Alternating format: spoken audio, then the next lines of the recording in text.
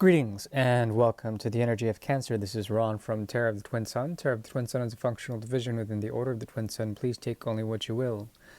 So today we will be prognosticating, doing a reading and a prognosis for the energy of Cancer and the Moon, tracking the movements of the fourth house. This is the inner house, and it's within the first 6 signs of the zodiac, which are the houses of the self. And that hemisphere is dedicated to the path of an inward quality. The 7 through the 12 is outward quality. Cancer is cardinal water. And with cardinal water, there's a movement, much like a river, I would say. A river tends to go through earth, through the 10th house, and to maneuver itself so that it flows naturally. You can dam up a river, but naturally there's going to be, something's going to give. The levee will break. And that is one of the greater mysteries of Cancer, floods. Floods of rivers, rivers evaporating, rivers that are there, that leave an impression, like the great Rajasthani river, Saraswati River, which is always there, but and it leaves an imprint, and there's an energetic thing to it, as a sort of scar within the earth. But there's a mystery about cardinal water that is difficult to track, like most water elements signs, all of them. They're very difficult to track, and there's a mystery behind it. Hopefully, with this reading, we'll be able to prognosticate using the quantum field, using a discovery made by the Order, a gift known as the quantum triangle. It's a 6-card spread, 2 cards up top, 2 cards on the bottom right, 2 cards at bottom left to create a triangle, 2 triangles actually, that superimpose each other as states of time and space, okay? And what can occur here is a triangulation of certain events or certain paths of ascension that can occur for the energy of Cancer in the month of December 2023. So we're going to go and get started with that. Before that, we're going to go into a reading known as the karmic reading. And we're going to start with the bicycle deck, which is here. Do thank you for your likes, your subscribes, and whatnot. If you need a reading, I am always available. Right now it's very slow in terms of work, but hopefully things move accordingly.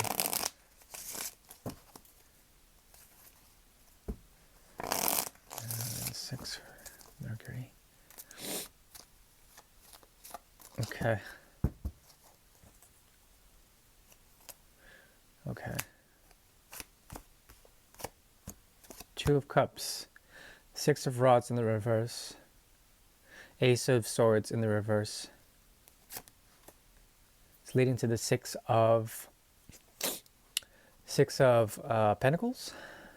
Okay. So what I see here is an activation of Mercury. That is the outcome. The ability to be altruistic, to move from project to project, to donate your time to different places, to different modes. And as you do this, there is a sense of equanimity. There is a need for balance. And with the 2 of Cups ruling you in terms of, let's call it karmic ascension, you're going to be reaching out with people, and there's going to be a lot of empathy with it. There also is a possibility that the 6 of Rods, it talks about a path that had to be taken, but it wasn't accepted by others. You are surrounded by love karmically this month in December. With Sagittarius, there's an activation of 2 of 9, 10, 11, 12, 1, 2, 4. There's a type of change or deep gravity towards you. There's a sense of transformation in that. So this transformation comes through sharing with others, one person in particular sharing with somebody else. Um, and karmically, you're supposed to be empathic. You're supposed to walk the path that is difficult for some reason. You're moving towards also the Ace of Swords. Is this? Okay. Now, there might be a block or someone coming in trying to block your connections. This person generally is not to be trusted, but there's something very silent about them. Um, you're going to choose not to give to them, but you already have in some sort of way.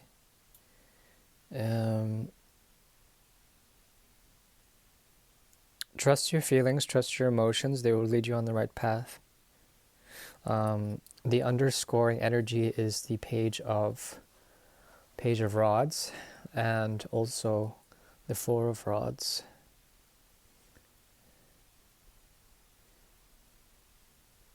You're going to be able to invite people into your land, your place, but you will do so with the intention of parlance, of prudence, and you are not going to sacrifice that land. It will be a place that is temporary for whoever you're interacting with.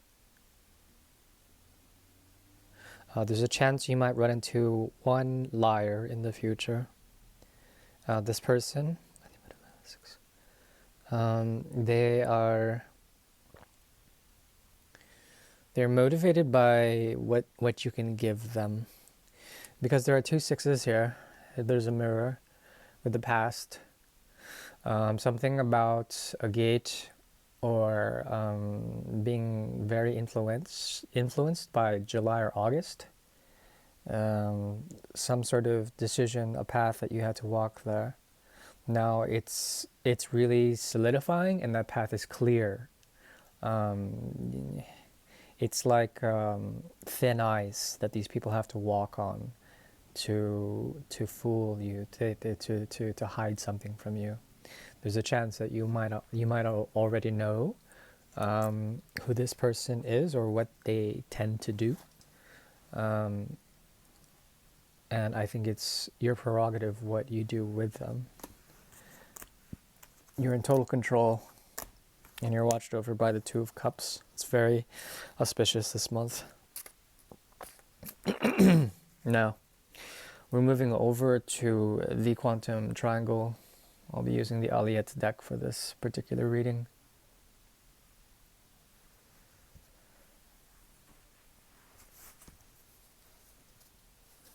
Let's see. It's 2, 6.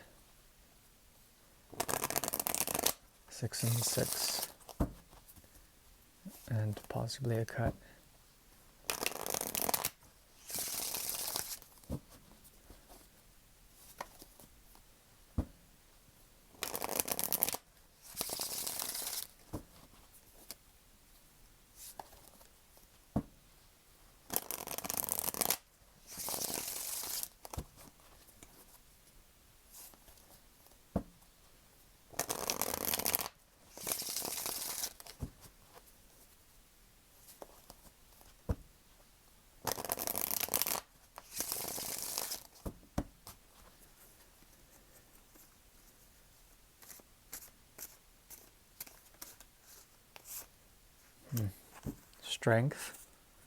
Strength through Jupiter. There also is a choice beyond the sun. A choice beyond the sun.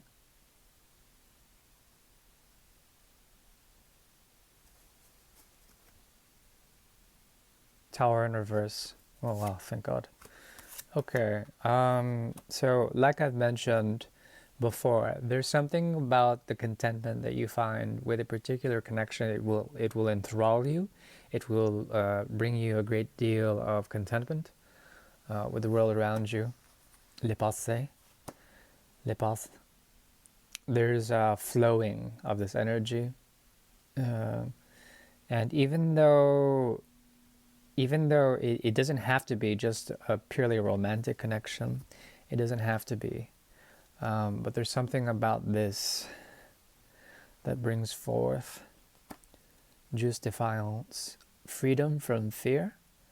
Is this, hold on, I have to figure this out.